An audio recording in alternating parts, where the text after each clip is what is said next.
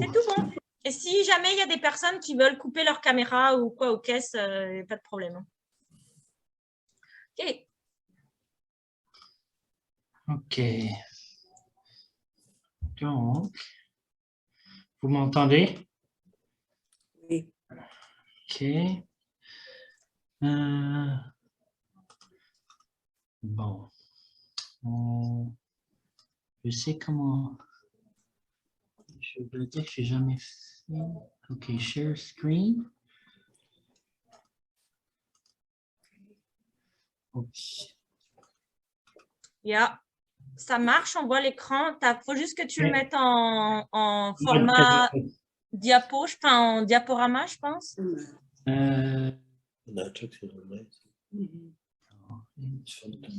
Slideshow from beginning.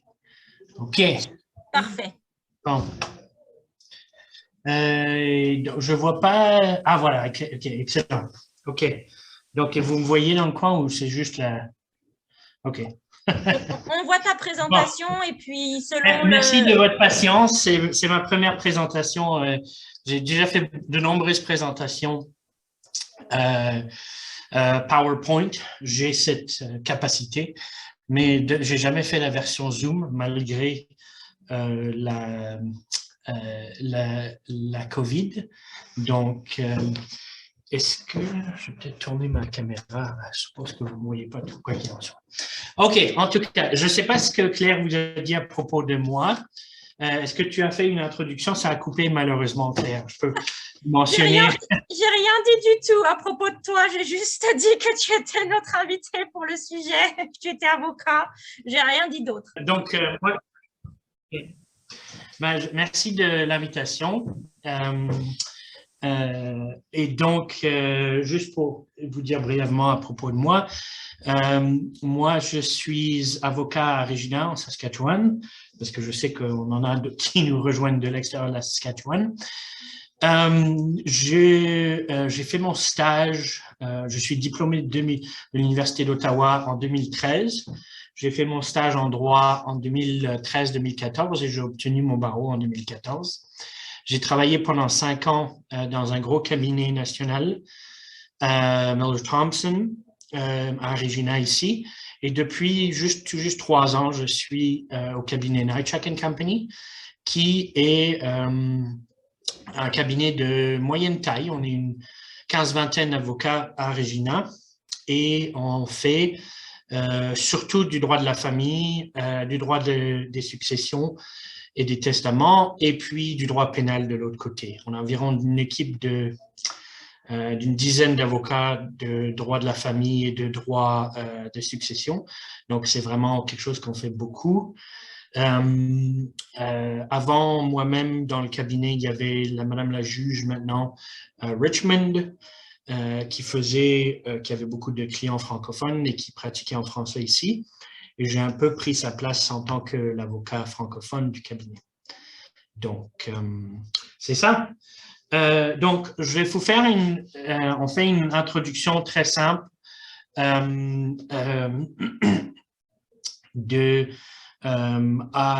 au testament et succession. Je sais que Maître Roger Lepage a déjà fait des présentations aussi par rapport au même sujet, une introduction. Je ne veux pas que ça soit trop lourd du point de vue académique, donc je vais essayer de ne pas parler trop. Je sais que je commence mal. Mais quand même, je vais vous donner une introduction des points. Et puis, si vous avez des questions pendant que je fais ma présentation, n'hésitez pas. Donc, c'est ça, c'est vraiment juste une introduction. Pour ceux qui ont vu la présentation de Roger ou de Maître Lepage dans les années passées, le droit des successions, c'est pas un domaine dynamique comme les cryptocurrencies qui changent énormément. Donc, il y aura probablement beaucoup de choses familières. Mais quoi qu'il en soit, on va quand même repasser ces choses-là. J'imagine qu'il y a probablement des choses qui sont passées avec le temps. Donc une courte matière de la présentation. Je vais parler un petit peu de la terminologie, de la planification successorale générale, successoral, le testament, les testaments lui-même. Donc, ça, c'est régi en Saskatchewan par la loi de 1996 sur les testaments, qui a été remise à jour récemment. Mais il y a certaines bases obligatoires par rapport au testament. Ensuite, la question des procurations perpétuelles, ou ensuite la question des directives santé et la question de l'homologation. Et si on a le temps, je vais toucher brièvement un peu à la question de l'aide médicale à mourir. Donc, des points importants, d'abord la terminologie. Donc, la succession, naturellement, c'est le terme général, tout le processus de la succession. Le testament, c'est le document en tant que tel. Testateur, testatrice, naturellement, c'est la personne qui a effectué et rendu le testament. Codicile, c'est un terme un peu spécifique que vous entendrez de temps en temps, qui est honnêtement rarement utilisé. Il s'agit d'un instrument écrit qui modifie un testament écrit. Je veux dire que les codiciles sont un peu quelque chose qui disparaissent comme les dodos, dans le sens où dans le temps, quand on n'avait pas de méthode digitale, c'était plus facile de faire un document écrit qu'on attachait au testament actuel. Aujourd'hui, la réalité est telle que la majorité des avocats, on a des copies de testaments qu'on a fait sur notre système. Alors, c'est beaucoup plus rapide de « allez hop, vous rentrez, on refait le testament entièrement ». On n'a pas besoin de s'embêter à avoir plusieurs documents qui complètent un testament. Donc, c'est un peu quelque chose qui disparaît, honnêtement. L'héritage, les héritiers, des termes qui sont assez connus. Les legs, c'est simplement une donation ou un leg spécifique, dans le sens où c'est une donation qui est faite spécifiquement à une personne ou d'un item en particulier. Légataire, c'est la personne qui lègue, donc en généralement le testataire ou la testatrice. Bénéficiaires, les bénéficiaires des legs. Clause, homologation, tuteur, tutrice. Je ne veux pas passer trop à travers tous les termes, peut-être certains des termes qui sont moins connus. Intestat, c'est le terme qu'on utilise, et on va le voir plus tard dans la présentation, qui meurt ou le fait de mourir sans testament, intestat. Et donc, il y a une loi en particulier et certaines règles qui s'appliquent dans le cadre d'un décès d'une personne intestat. Mandataire et personne à charge, c'est des termes qui sont liés en particulier aux procurations. Et donc, ensuite, l'aide médicale à mourir, distribution par tête, capacité de tester. Ça, c'est quelque chose d'autre dont je vais parler. Naturellement, la capacité testamentaire, c'est quelque chose d'important. Et fidéocommissaire, fiducie testamentaire. Fidéocommissaire, souvent en anglais, on va entendre le mot trustee. Donc, quand on accorde dans le cadre d'une procuration un pouvoir à une tierce personne d'administrer ses affaires financières, on désigne un fidéocommissaire. Donc, est-ce qu'il y a des questions par rapport à la terminologie? N'hésitez pas, je ne veux pas que ça soit simplement une lecture de ma part. Est-ce qu'il y a des questions par rapport au terme, la terminologie? Non? OK, bon, je continue alors. La planification successorale, les lois pertinentes. Donc, il y a plusieurs lois qui s'appliquent en Saskatchewan par rapport à chaque aspect de la succession et de la planification successorale. Donc, d'abord, naturellement, la loi de 1996 qui a été modifiée en 2020 sur les testaments. La loi sur les testaments fournit certaines des bases et des obligations pour qu'un testament soit valide. Donc, je vais en parler plus tard, mais il y a certaines obligations établies par la loi pour qu'un testament soit valide. Ces obligations sont...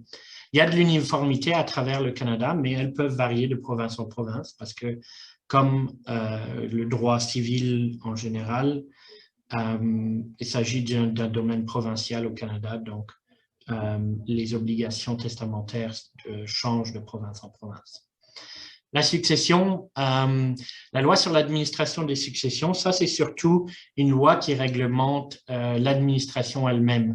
Donc les gens qui sont sujettis à cette loi, c'est en particulier les exécuteurs testamentaires. Donc si tu décèdes, la personne qui est désignée exécuteur testamentaire a toute une série de règles à suivre et c'est cette loi qui réglemente l'administration des successions. Procuration persistante ou perpétuelle, moi j'ai tendance à dire encore perpétuelle, mais dans la version plus récente de la loi, ça a été traduit maintenant comme persistant. Et je vais parler un peu de ça aussi. Ça, c'est régi par la loi de 2002 sur les procurations. De nouveau, c'est une loi qui, comme la loi sur les testaments, établit les obligations de base pour une procuration qui est accordée. Et les directives santé, même chose. Loi de 2015 sur les directives santé, les directives et les subrogés en matière de santé. Les procurations perpétuelles et directives santé, je ne vais pas entrer trop là-dedans, mais sont des documents similaires. Les deux sont des documents qui accordent à une tierce partie, un commissaire ou un mandataire, des pouvoirs. Dans le cas d'une procuration persistante, c'est des pouvoirs fiduciaires, donc d'administrer, des pouvoirs financiers, donc les pouvoirs d'administrer dans tous les aspects des finances de la personne, et du côté des directives santé, c'est des pouvoirs liés aux décisions à la santé, liées à la santé. Et en dernier, la loi de 2019 sur les successions non testamentaires, ça c'est justement toute la question des gens qui meurent sans testament et qu'est-ce qui se passe dans ces situations-là. Cette loi-là dicte en particulier la division des biens et ce qui se passe quand un individu meurt sans testament. Question, quoi que ce soit, est-ce que je vais trop vite? Oui, petite question. Est-ce que ce sont toutes des lois provinciales? Oui, oui. C'est tous des lois provinciales. Donc, le droit civil au Canada, la majorité des domaines de droit civil, que ce soit tout le domaine de la succession, comme vous voyez, tous les aspects de la succession sont couverts dans le cadre de ces 5 lois. C'est des domaines d'administration provinciale au Canada. Il y a quelques exceptions un peu bizarres. Le droit de la famille aussi est un domaine de juridiction provinciale. Il y a quelques rares domaines en droit qui sont de juridiction fédérale. Il s'agit surtout du droit pénal, du mariage.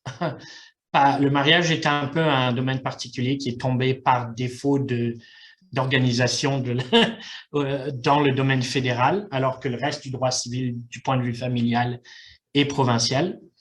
Mais oui, ce sont tous des lois provinciales et en général, le domaine du droit civil, donc non pénal, est tout administré par des lois provinciales au Canada, donc et par conséquent peut varier de province en province.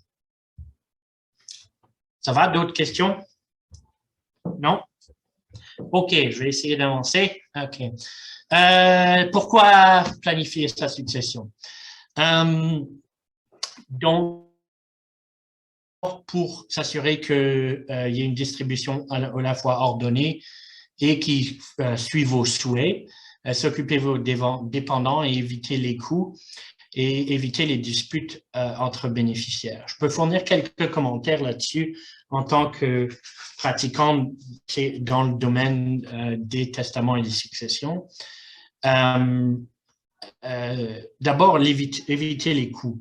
Un commentaire que j'aurais par rapport à ça, c'est que beaucoup de gens ont la méconception que tout dans le cadre, quand une personne décède, que tout sa succession, tous ses biens réels, donc disons appartements, maisons, véhicules, comptes bancaires, etc., que tous les biens de toutes sortes passent par le testament.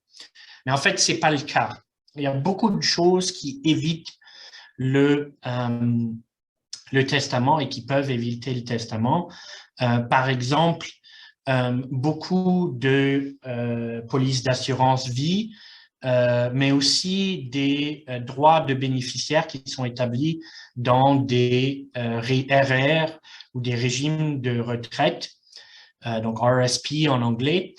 Dans beaucoup de ces régimes de retraite, que ce soit dans le contexte public ou non, donc des pensions, comment dire, des retraites réglementées ou des investissements privés, beaucoup de ces instruments-là vous permettent d'inclure des bénéficiaires.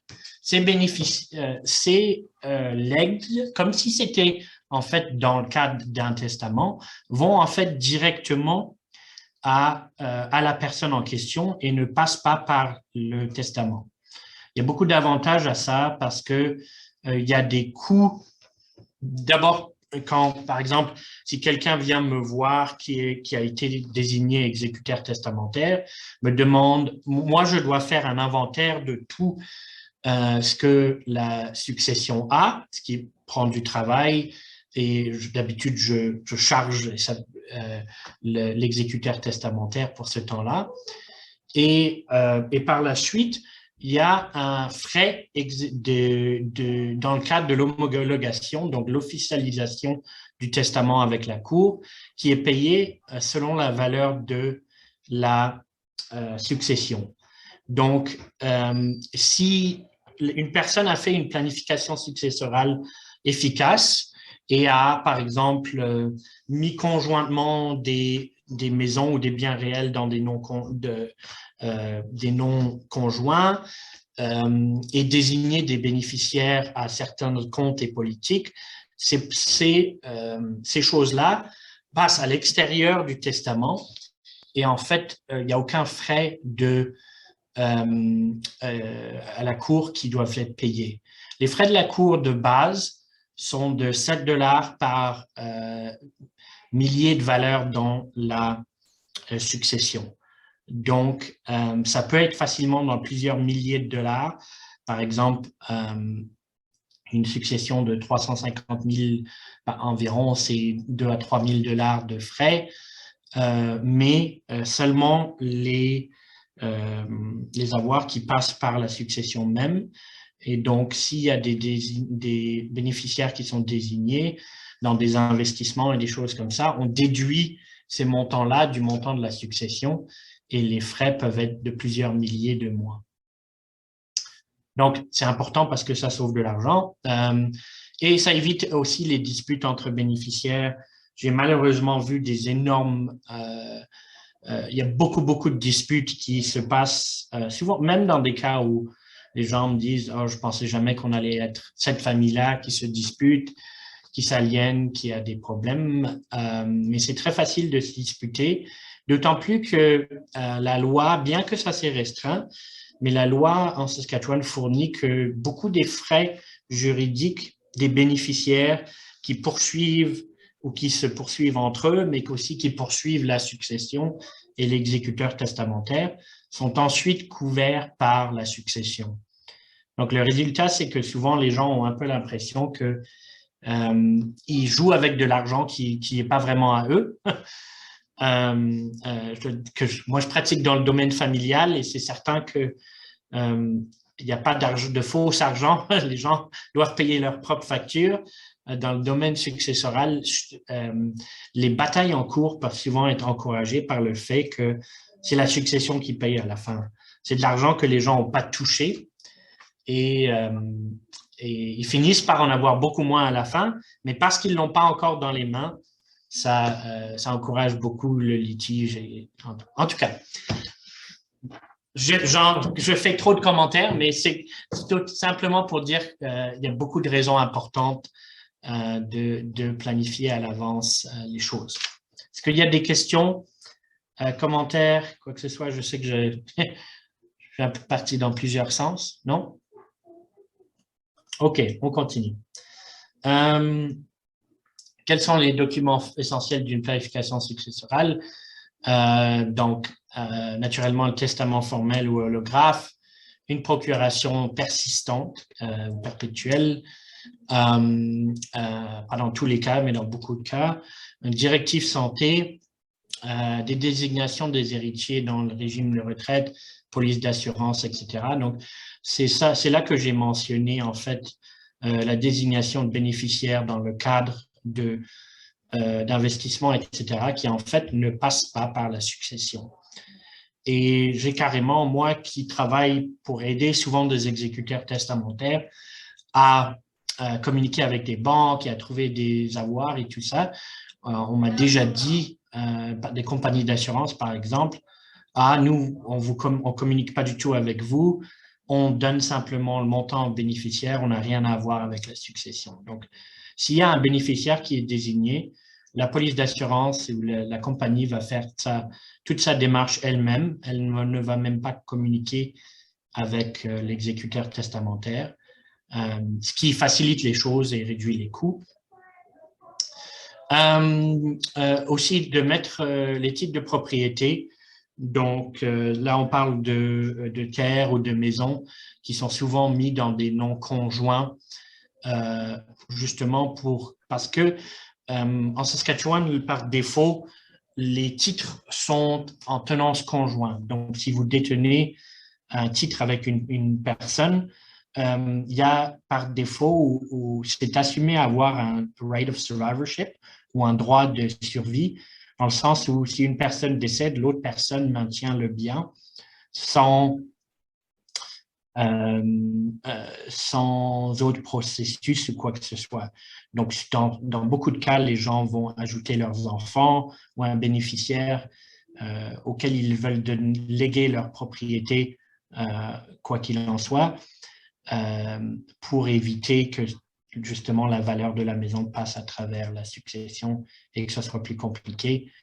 Ce qui se passe, c'est quand la personne décède, elle a seulement à fournir une copie de l'avis de décès à ISC, qui est l'association qui administre les titres, et puis ensuite, il modifie automatiquement le titre de la propriété, et c'est tout.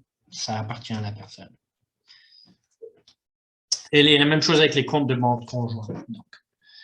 Est-ce qu'il y a des questions? Non, probablement pas sur ce point-là. OK. Donc, quelques points généraux, non pas particulièrement juridiques, mais comment se préparer pour la succession et quels documents trouver. D'abord, déterminer ce qui est important pour vous, faire une liste des avoirs et des dettes. Ça, c'est d'autant plus important parce que moi, j'aide beaucoup, assez souvent les exécuteurs testamentaires avec le processus d'homologation du testament et on doit faire une liste des avoirs et des dettes. Des fois, on doit faire beaucoup de recherches pour essayer de trouver des biens quand c'est pas clair où tous les biens sont. On doit communiquer avec des banques, etc. Donc, ça aide énormément l'exécuteur testamentaire et ensuite l'avocat que lui ou elle doit payer pour l'aider à avoir simplement des listes préparées de vos avoirs. Faire une liste des héritiers de première instance, de deuxième instance. Là, on parle de tous les testaments que vous allez voir vont avoir, si cette personne-là est décédée, ça va, donc il y a souvent 2 ou 3 niveaux parce que justement, naturellement, on veut qu'un testament dure et des années, donc on se prépare pour le fait que certains des bénéficiaires pourraient décéder. Naturellement, pensez aux personnes de confiance qui seraient vos exécuteurs. Ça peut se faire aussi bien conjointement que un exécuteur primaire et ensuite une alterne, parfois 2 alternes, et potentiellement prévoir un tuteur pour des enfants mineurs si vous en avez. Ça peut faire partie du testament exact aussi. Rassembler les documents importants, comme j'en ai parlé, liste d'avoir des dettes, copie de police d'assurance, copie de régime de retraite. Ça aide énormément l'exécuteur testamentaire d'avoir simplement un dossier qu'il peut fournir, qu'il peut avoir lui-même ou elle-même, et ensuite fournir à l'avocat qui lui fournit de l'assistance. Identifier les personnes à charge. C'est important de penser que, et je vais en parler un peu dans les prochaines diapositives, mais au Canada et en Amérique du Nord en général, il y a une liberté de succession qui n'existe pas dans certains autres pays. Si vous avez des amis ou des... Oh, il y a une question? Oui, j'ai une question au sujet de l'exécuteur. Moi, mon exécuteur est au Québec. Alors, est-ce que c'est un problème? Non, pas en tant que tel. Il n'y a absolument rien qui empêche la personne de faire ça de l'étranger. Les considérations sont purement pratiques. Ce que moi, je dis à mes clients, c'est juste que vos biens sont au niveau local. Donc, souvent, les exécuteurs embauchent un avocat pour les aider à administrer, à faire le processus d'homologation. Mais souvent, les factures d'avocat sont beaucoup plus importantes. Lorsque l'avocat doit faire la majorité, c'est aller à la banque, retrouver les comptes dans tous les endroits.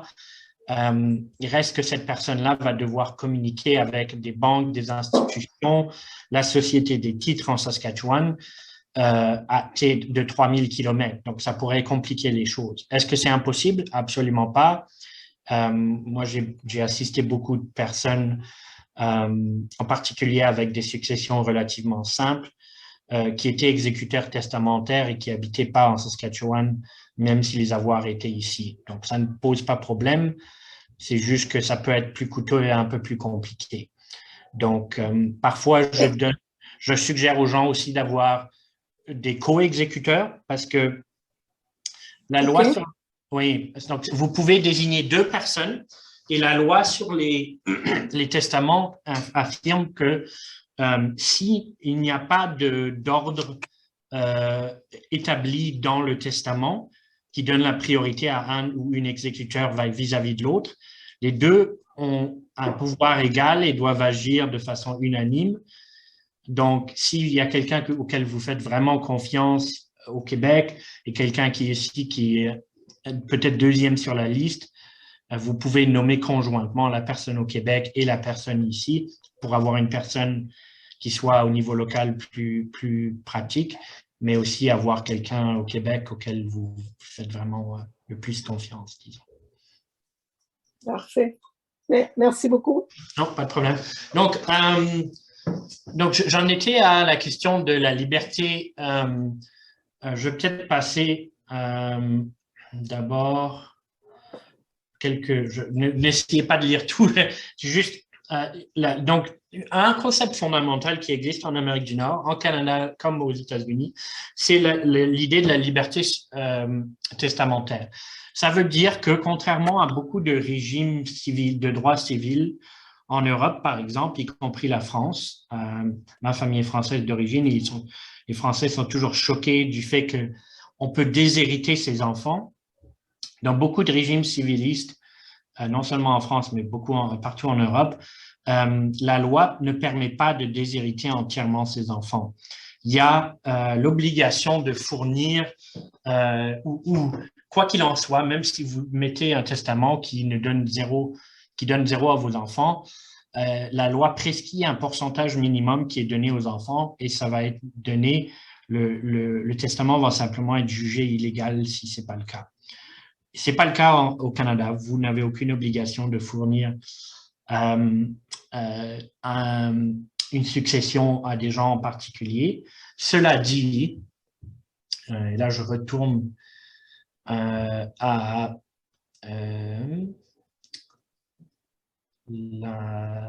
les personnes à charge. Donc, il existe en Saskatchewan une loi qui s'appelle le Dependence Relief Act. qui fournit aux gens qui ont un droit vis-à-vis de, par exemple, si vous avez un conjoint ou un enfant qui est à charge, qui a un handicap, et que rien n'est fourni dans votre succession pour supporter cette personne-là, cet enfant-là, il ou elle peut poursuivre la succession pour un support financier qui ressemble un peu au support financier pour enfants ou pour conjoint dans le contexte familial. Donc, malgré le fait qu'il y a une liberté testamentaire absolue, dans le sens où vous pouvez mettre ce que vous voulez dans votre testament, il faut quand même penser aux personnes à charge et il y a une possibilité que votre succession et que votre exécuteur soit poursuivi par une personne à charge si vous n'avez pas fait de provision suffisante pour il ou elle. Bon, c'est rare que des personnes qui ont des personnes à charge ne fassent pas de telles provisions, mais c'est certainement arrivé dans le passé, donc c'est quelque chose auquel il faut penser et quelque chose qui limite la liberté testamentaire. OK. OK. OK. Donc, comment rédiger un testament en Saskatchewan? Donc, le testament même, là, on en revient à la loi sur les testaments. Donc, quelques points de base sur les testaments.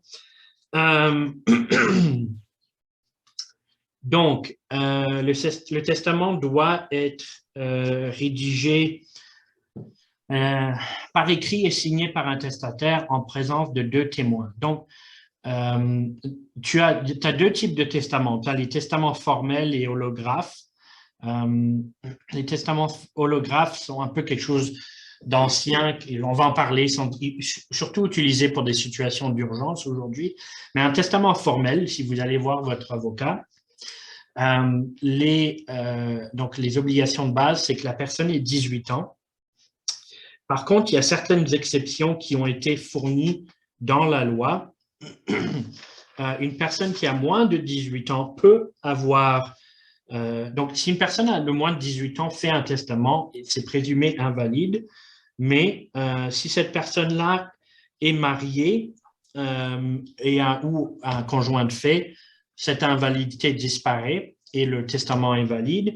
Et aussi, si cette personne-là est membre des services militaires, en fait, je ne sais pas si c'est quelque chose qui vient de l'époque, mais si cette personne-là, c'est une exception qui existe, les membres de l'armée qui ont moins de 18 ans peuvent faire des testaments. À part cela, il doit y avoir 2 témoins. Les témoins doivent avoir au moins 18 ans. Et les témoins ne peuvent pas être bénéficiaires du testament. Donc, ça, c'est quelque chose auquel il faut faire très attention. Si un client m'approche et qu'il vient avec sa fille ou son fils auquel il lègue des biens dans le cadre de son testament, cette personne-là peut pas être témoin de la signature du testament parce que ça invalide par défaut. Et ça a déjà causé des problèmes, des avocats qui ont été poursuivis parce que ça a nullifié des legs à des bénéficiaires qui étaient censés obtenir des choses. Donc, la plupart des avocats vont simplement témoigner eux-mêmes et avoir leur assistante juridique témoigner. C'est ce que moi je fais et ce que la majorité des avocats font. Il y a une exception que le témoin, la présomption du fait qu'un legs à un bénéficiaire qui a été aussi témoin de la signature du testament peut être renversée et la personne peut obtenir sa part, mais ça peut nécessiter une requête en cours. Donc, naturellement, c'est compliqué et on essaye d'éviter ça. Donc, quelles sont les exigences pour qu'un testament soit légal ou valide de façon juridique? Naturellement, signé par le testataire et les témoins. mais il faut avoir une intention testamentaire et surtout la capacité. Et là, on en vient à la question de la capacité testamentaire. Ah oui, avant ça, donc j'ai mentionné que la plupart des testaments aujourd'hui se font de façon formelle et à travers un bureau d'avocat. Il y a la question du testament holographe qui était anciennement un peu un résidu de la façon dont les testaments étaient anciennement faits. Une personne peut encore faire un testament holographe, qu'il s'agit d'un testament, c'est souvent utilisé dans des situations vraiment d'urgence ou de mort inattendue. Aujourd'hui, c'est un testament qui doit être écrit entièrement à la main. Ça ne peut pas être dactylographié. Seulement certaines provinces reconnaissent ça, mais la Saskatchewan fait partie de ces provinces-là.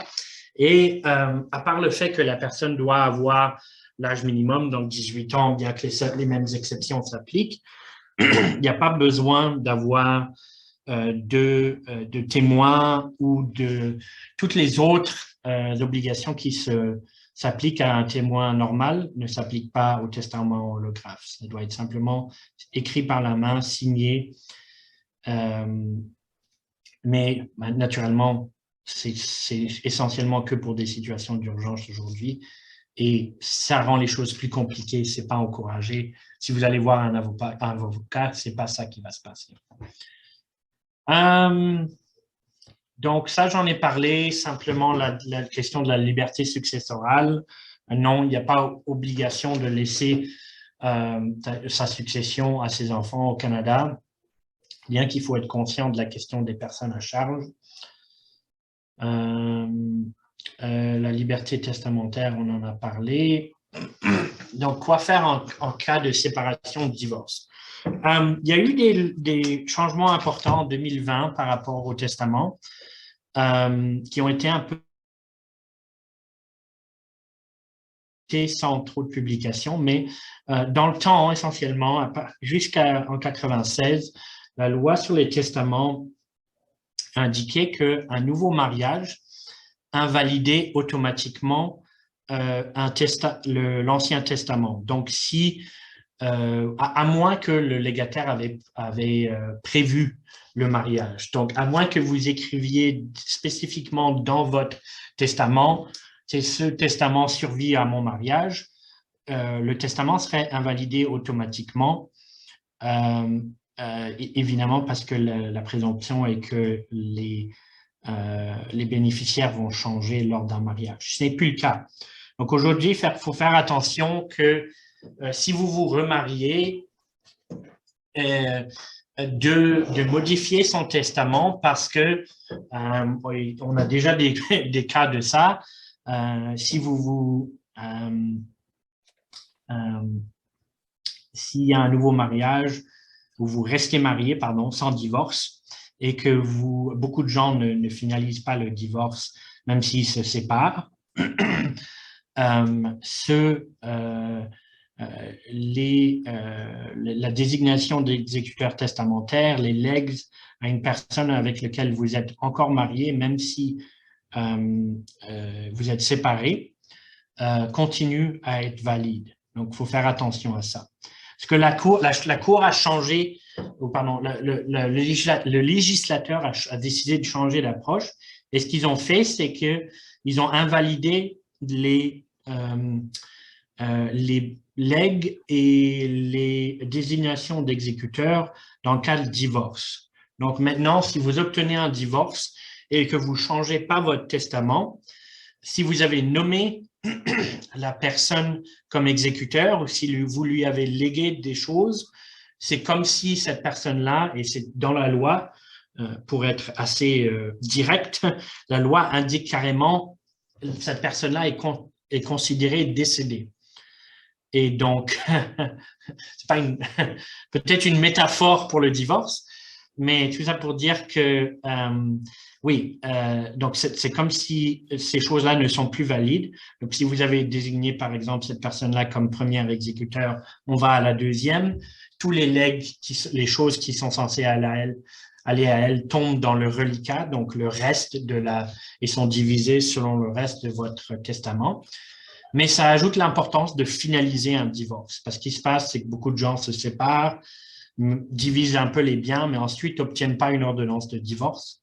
Et le problème, c'est qu'en changeant du mariage au divorce, qui affecte le testament, si vous ne divorcez pas formellement, l'ex pourrait encore avoir le droit à des choses dans le cadre de votre succession. Donc, c'est pas juste pour faire de l'argent à des avocats de droit de la famille comme moi, c'est juste que c'est important d'obtenir une ordonnance de divorce. Donc, c'est justement ça que j'ai mentionné. En plus, ça mentionne juste l'union de fait. Il faut penser que dans la loi, le mariage, et ça c'est général, que ce soit dans le droit de la famille en général, mais aussi dans les lois en termes de succession, les conjoints de fait en Saskatchewan, c'est après 2 ans de cohabitation continue. Donc, ce qu'on pense à common law partner, conjoint de fait, donc après 2 ans en Saskatchewan, vous avez essentiellement les mêmes droits qu'un couple marié. Et les effets s'étendent à la loi des successions, dans le sens où si vous étiez conjoint de fait avec une personne, cette personne-là pourrait avoir le droit à votre succession. Cependant, c'est un peu plus facile parce que si vous êtes séparés au moment du décès, alors que dans le cas d'un couple marié, ils sont encore juridiquement mariés, donc cette personne a encore le droit. La loi sur les testaments prévoit que les conjoints de fait qui se sont séparés n'ont plus de droit vis-à-vis de la succession. Donc, c'est un peu une petite différence là. Capacité testamentaire. Naturellement, ça, c'est un point important. En plus des choses de base, surtout pour un avocat en tant que, comme moi, on s'inquiète énormément de la capacité testamentaire. Ça, c'est de s'assurer que notre client ou la personne en question, qui vient souvent, si c'est une personne âgée, avec que ce soit un enfant ou un membre de leur famille, a la capacité testamentaire et est capable de comprendre le fait les décisions qu'elle fait. J'ai déjà été dans des situations où il y a eu des disputes entre entre des frères et sœurs et qui amenaient à plusieurs reprises maman et papa à faire des testaments qui changeaient les choses. Donc, pour un avocat, il faut s'assurer naturellement qu'il n'y a pas d'influence indue et malsaine de certaines personnes et que la personne a la capacité de décider elle-même ce qu'elle veut faire de son testament. Donc, on doit s'assurer qu'il y a 5 critères qui sont satisfaits.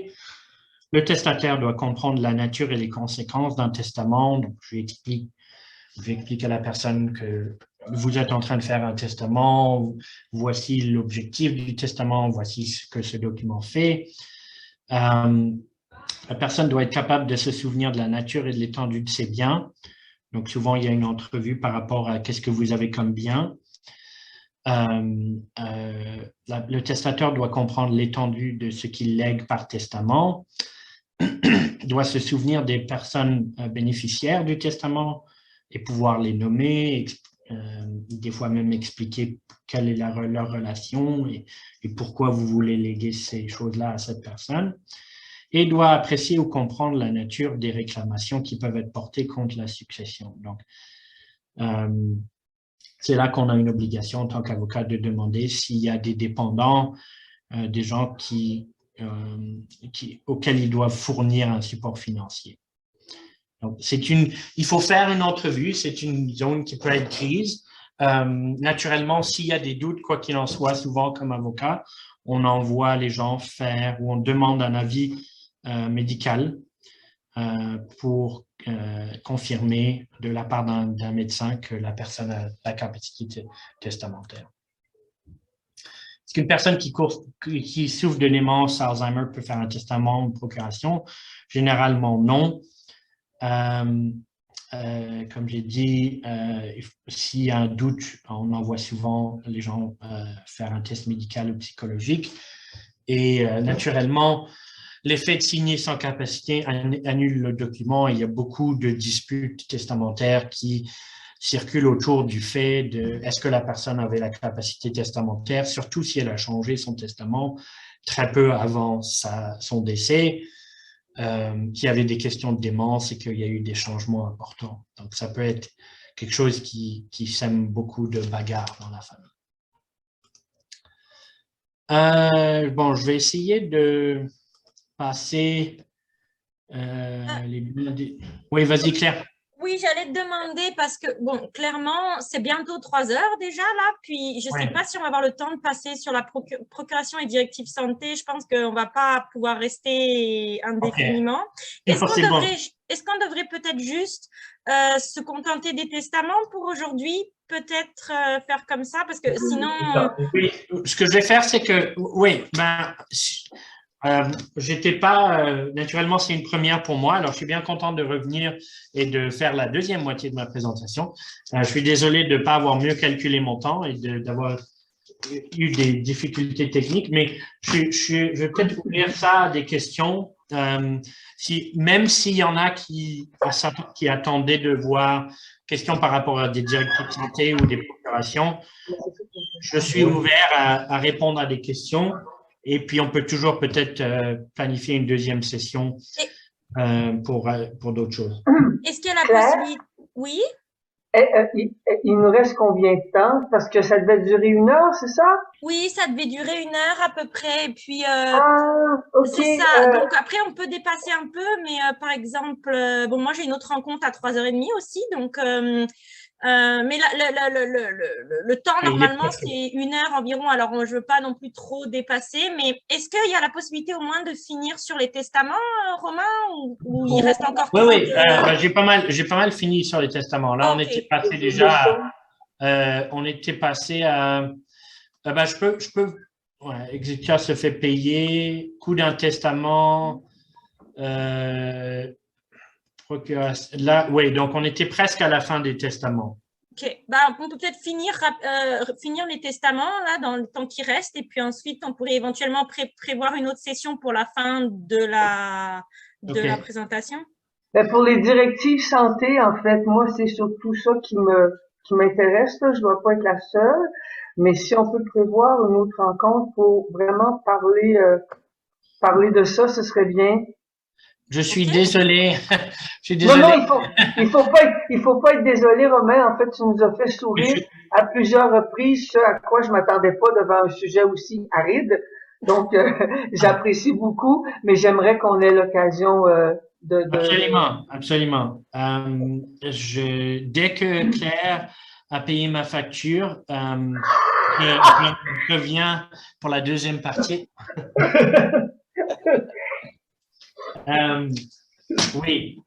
Donc,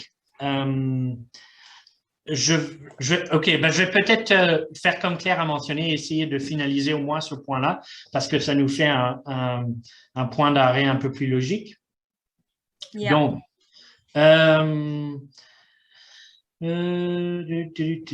OK. Oui, voilà, on était à la question de finaliser la question de la capacité. Les biens détenus conjointement, ça, j'ai mentionné ça.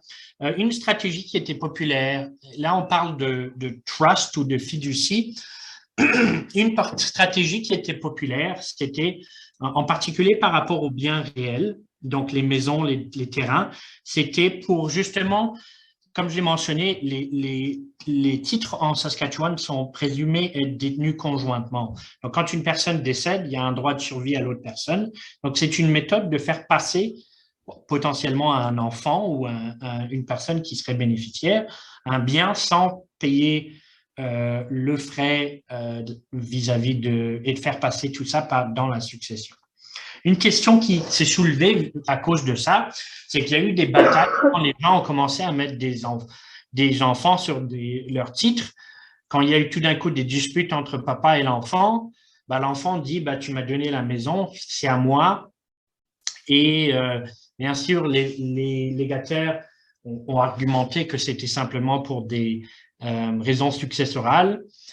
Et il y a eu certaines décisions, en Saskatchewan en particulier, qui ont dit non, il faut faire très attention en mettant une personne comme conjoint sur un titre pour d'affirmer et de signer des instruments qui indiquent clairement que c'est pour des raisons testamentaires et que la personne n'est pas ou ne devrait pas avoir un contrôle par rapport à ce bien et ne détient pas ce bien en tant que co-owner égal. Parce que sinon, la présomption est que cette personne-là a tous les droits. Et donc, il y a eu des disputes familiales où la nature de ce bien détenu conjointement a été mis en question. Aujourd'hui, maintenant, dans ma pratique, par exemple, je fais ce qu'on appelle un accord de fiducie qui confirme un écrit et qui est signé par les deux parties, le bénéficiaire et la personne à laquelle appartient le bien à l'origine et qui explique que c'est simplement pour des raisons successorales. Et on peut en plus utiliser une procuration où la personne qui est bénéficiaire accorde à travers cette procuration tous ses droits vis-à-vis de la maison aux parents qui lui a donné. Donc, pour doublement confirmer que c'est simplement pour des méthodes testamentaires, mais il faut juste faire un peu attention parce que pendant un certain temps, il y a eu des disputes et puis la question du fait que de conjointement mettre des biens sous deux noms et quelle était la nature de ça et ça a causé certaines disputes. Bon, question de l'exécuteur, est-ce que l'exécuteur se fait payer? Par défaut, non, mais la loi le permet et si c'est indiqué dans le testament, c'est absolument commun. Surtout dans les successions compliquées, ça peut être énormément de travail et demander beaucoup de temps. Donc, je suggère que ce serait peut-être généreux de… Sinon, l'exécuteur testamentaire peut en fait demander à la cour de se faire payer. Et ensuite, la Cour va considérer, comme c'est indiqué là, la taille de la complexité, etc. de la succession. Est-ce que vous pouvez révoquer un testament? Oui, d'abord en simplement détruisant l'original physiquement, ça est une méthode, ou rédiger un nouveau. Donc, c'est pour ça qu'on dit de faire très attention de l'original du testament, parce que le fait de détruire un testament invalide un testament. Est-ce que je peux modifier mon testament? C'est là qu'on parle de la question des codicilles, puisque, comme j'ai dit, se fait plus trop maintenant avec l'âge digital. Je demande simplement à mes clients de revenir, on change 2-3 choses et on réimprime et on élimine l'ancien testament. La première ligne de tout testament, c'est « je révoque tout testament précédent ». Donc, les codicilles ne sont plus trop utilisés. Coût d'un testament, ça peut varier énormément. Ça peut être aussi peu cher que 300 $ ou peu cher, entre guillemets, pour des testaments simples et monter dans les milliers de dollars selon la complexité du testament et puis la seniorité de l'avocat qui fait le testament. Est-ce que je peux avoir plus d'un testament? Oui, parce que le régime juridique varie dans chaque pays et dans chaque province. Par contre, il y a un accord international de l'AE qui permet de faire un testament international qui serait reconnu. Donc, en fait, une porte de sortie intéressante pour certaines personnes dans des pays où l'exécution testamentaire est plus restreinte. Par exemple, une personne qui est d'origine française peut faire un testament au Canada qui soit international et suive les quelques bases de la Convention de l'AE. Et ensuite, ce testament-là serait en fait applicable en France, même si le régime juridique en France rendrait cela illégal si c'était un testament qui avait été fait au Canada. Donc, il y a certaines personnes qui ont utilisé ça comme un peu une porte de sortie pour avoir plus de liberté testamentaire dans des pays restreints. En tout cas, anecdote juridique qui excite les avocats, mais personne d'autre. Ou garder le testament aux procurations, les avocats offre généralement de garder ça dans un coffre-fort. Sinon, si vous ne voulez pas le garder chez votre avocat pour une raison ou une autre, ça peut se faire dans un coffre bancaire. Et là, on est à la procuration persistante. Je vais arrêter là. Merci tout le monde de votre attention. Désolé d'avoir parlé trop. J'aurais aimé pouvoir répondre à plus de questions. Je suis toujours prêt à répondre à plus de questions si vous en avez. Et puis peut-être que la prochaine fois, on pourra parler de procuration persistante et de directive santé. Merci de votre attention. Romain, j'aurais une question. C'est Michel Vézina. Oui, Michel? Oui, qu'est-ce qui arrive quand notre testament est gardé chez l'avocat, mais que l'avocat cesse de pratiquer? Qu'est-ce qui arrive à cette copie-là? Les avocats ont une obligation importante en ce qui concerne les testaments. En fait, ils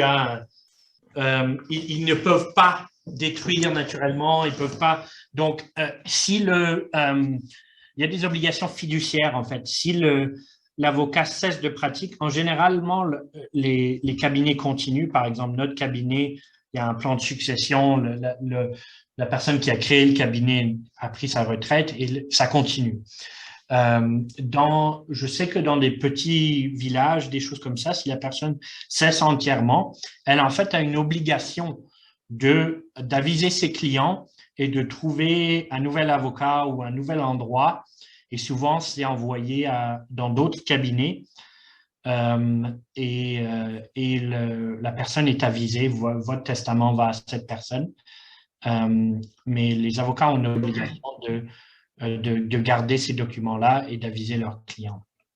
Merci. D'autres questions, d'autres commentaires, autre chose? Moi, j'ai une question. Oui. Est-ce que j'aimerais avoir le nom d'un avocat qui est bilingue à Saskatoon, parce que Romain, malheureusement, vous n'êtes que vous ne venez pas à Saskatoon, j'imagine. Moi, je suis originaire de Saskatoon, donc je viens assez régulièrement à Saskatoon. Mes parents sont à Saskatoon. J'ai des clients à Saskatoon. Malheureusement, oui? je veux dire, oui. Donc, c'est pas pour me vendre, mais je comprends que c'est pas toujours facile d'avoir un avocat qui est pas proche de chez vous. Malheureusement, Saskatoon est moins bien desservi que Regina, déjà que Regina n'est pas super bien desservi en termes d'avocats bilingues.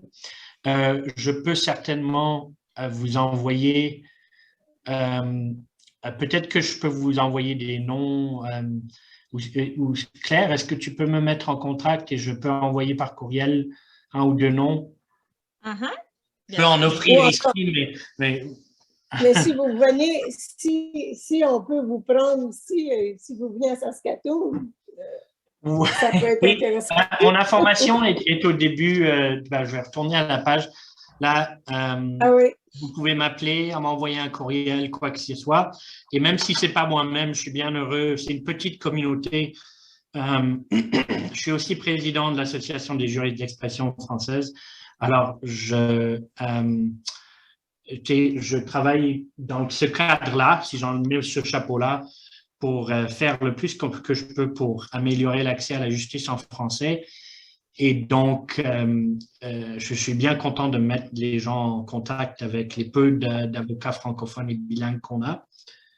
Donc, n'hésitez pas à m'envoyer un courriel ou à me contacter par téléphone et je peux vous donner des noms le mieux possible. Malheureusement, à part dans les grands centres, il y a beaucoup de petits centres où il n'y a simplement pas accès à des avocats bilingues.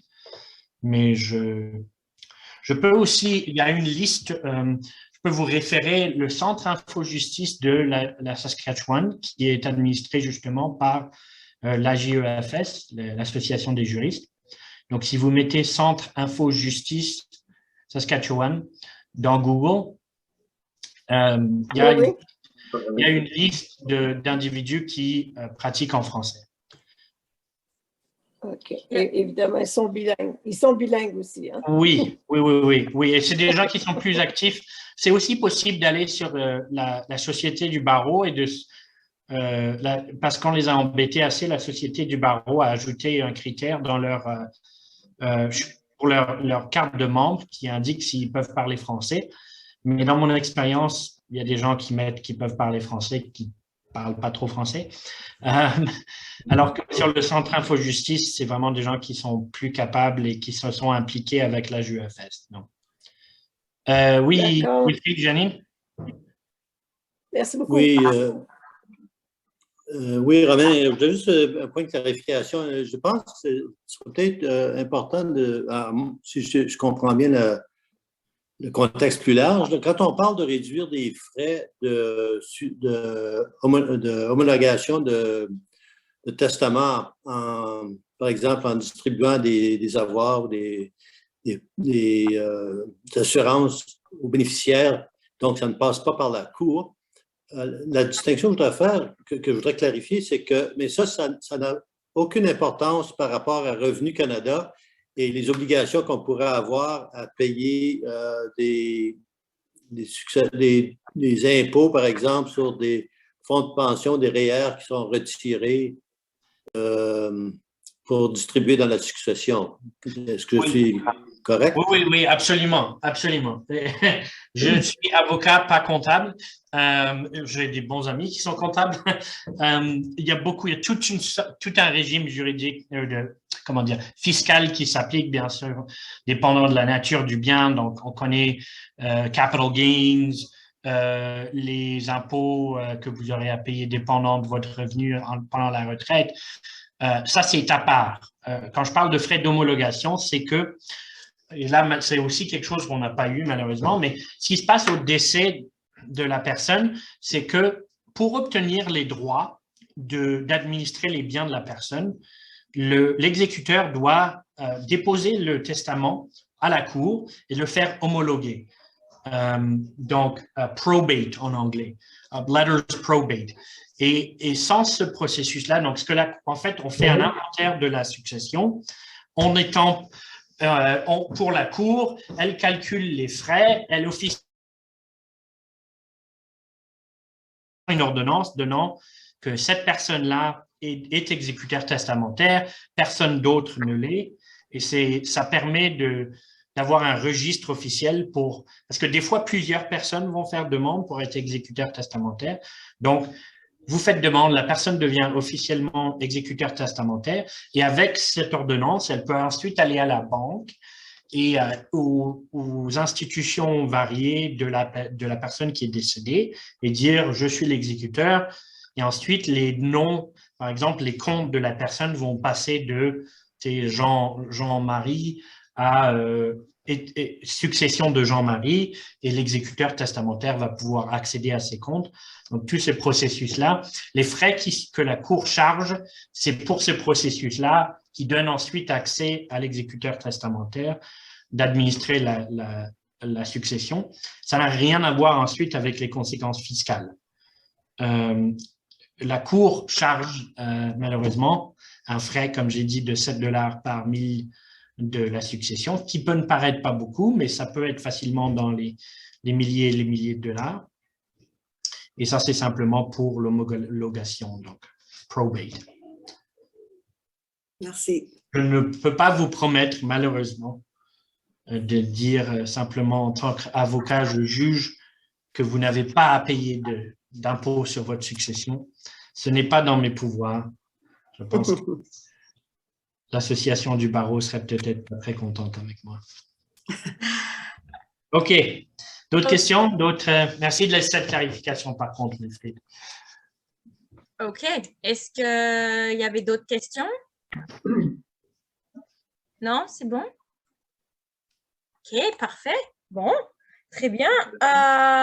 Donc, ce qu'on fera, c'est qu'on organisera la suite, si Romain est d'accord, pour venir faire peut-être on intitulera la session d'aujourd'hui Succession 101 partie 1, et puis on fera la partie 2 la prochaine fois. Oui, puis je saurai pour la prochaine fois que c'est deux présentations. Le temps passe vite, hein. On ne se rend pas compte, mais ça passe vite. OK. Parfait pour ça. Je te recontacte, Romain, et on peut organiser la suite. Et puis, juste avant que... Oh, je m'excuse, j'ai ma connexion qui est instable et puis parfois j'ai des moments où je frise un peu, là où ça fait des... Je vous perds. Je voulais juste vous dire, avant de se quitter, avant de remercier tout le monde, que la prochaine session, dans 2 semaines, la prochaine session Connectez, ce sera sur la nutrition et sur les effets, en l'occurrence, du vieillissement sur l'alimentation. Ça, ce sera dans 2 semaines pour la prochaine. Et aussi, je voulais en profiter pour rappeler, s'il y en a qui ont vu l'info passer quelque part, que jeudi, on organise, pas un Connectez, mais jeudi, on organise une petite soirée de lecture avec le Cercle des écrivains. Donc, on a 2 personnes du Cercle qui viennent. C'est sur Zoom, et qui nous feront de la lecture soit de leurs œuvres, soit d'autres œuvres, pas forcément les leurs, ou qui nous raconteront un peu de folklore. Donc voilà, c'est l'occasion, c'est une belle soirée. Vous avez juste à vous connecter et à venir écouter. Donc voilà, ça c'est jeudi soir à 18h30. Donc si jamais il y en a qui ont loupé l'info et qui veulent s'inscrire, soit vous pouvez me contacter, soit on peut s'inscrire aussi via Facebook, via l'événement Facebook. Voilà, je voulais juste préciser ça avant qu'on se quitte. Sur ce, je voulais remercier Romain, merci beaucoup pour cette heure plus là qu'on a dépassé. Désolée, on est un peu en extra, mais merci encore d'être venu et d'avoir pris de ton temps pour expliquer tout ça. Je pense que ça a quand même éclairci pas mal de points. Et puis, merci aussi à tous ceux qui sont venus. Et puis, on vous laissera savoir quand est la suite, surtout les personnes qui étaient intéressées pour procuration là, et puis directive santé. Donc, voilà. J'espère que je vais vous souhaiter à tous une bonne fin d'après-midi. Il fait froid et il neige ici, donc c'est la déprime. Mais sinon, ça va. En tout cas, merci beaucoup à tous. Est-ce qu'il fait plus beau à Ottawa, Wilfrid Gianni? Oui, c'est pas. Ça commence à. Oups. Oui, un petit peu là. OK. Au revoir. À bientôt. Merci tout le monde. Bye bye. Merci. Bye bye. Merci Claire. À la prochaine. Claire, Bye Wilfrid et Janine. Bye bye. Bonjour et bye bye. bye. Claire, est-ce que tu peux rester 1 minute avec moi, s'il vous plaît? Oui, bien sûr. Non, le micro est là, mais la caméra. OK, je débarque, Claire, ça va? Oui, tu peux quand tu veux. OK. Merci encore. À bientôt. Oh, oui. Je crois. Il reste Janine, mais enfin, je ne sais pas si c'est un... Okay. Oh non, ça y est, on n'est plus que nous 2, OK? OK. Pour demain. Oui? Je peux peut-être me brancher par téléphone. Peut-être. Oh, ça ne va pas être un peu... Honnêtement, tu le fais comme tu le sens, Michel, c'est pas très grave. De toute façon, j'ai vu que je voulais le décaler à vendredi, mais ça a l'air que Louis n'est pas disponible. Alors que ce soit un de moins aujourd'hui ou un de moins vendredi, ça change. Donc, j'ai préféré laisser comme c'était prévu. Mais tu veux que je t'envoie quand même le lien au cas où tu arrives à te connecter? Oui. Parce que c'est à quelle heure votre rendez-vous? C'est le matin, je suppose. Hein? Oui, c'est le matin, oui. Oui, et puis il faut que vous rouliez jusqu'à Moustia, non? C'est combien de temps de route là-bas, là? 1h15 à peu près. Ah, OK. Oui. Il faut qu'on soit là vers 9h30. Il faut qu'on soit une demi-heure avant. Fait que Pauline a son rendez-vous à 10h, mais moi, je vais être en attente de ce qui se passe. Oui. Je sais qu'il faut qu'il y ait une radiographie puis des affaires. OK. Ben, c'est comme si tu arrives à te connecter avec ton téléphone, si tu es en train d'attendre et puis que tu as envie de faire ça, tu peux te joindre à nous. Je vais t'envoyer le lien de toute façon. Et puis, oui. Si j'y arrive, oui. Sinon, ben. Sinon, c'est pas grave. Il y aura d'autres rencontres de toute façon. Je pourrais te passer un coup de fil après si tu n'arrives pas à te connecter. Puis je pourrais te dire un peu ce que les textes que les personnes ont lus, puis sur quoi on est parti finalement. OK, ça marcherait. Ben, okay. Tu vois, tout était prévu pour la semaine passée. Pauline avait son rendez-vous. Moi, j'avais mon animation à l'école. Ouais. Tout tombait en place, mais la tempête, on n'a pas été capable de partir d'ici. Ben oui. Puis, Jeudi, je devais aller retourner à Moujja pour d'autres choses. La route était fermée. Ouais. Et tout a été tassé ce mercredi ici. Ouais, bah ouais, la tempête, ça n'a pas beaucoup aidé. Ça, c'est sûr. On a eu beaucoup de. Je me suis pas trop. Oh, attends, je vais arrêter. Attends, je vais juste arrêter l'enregistrement.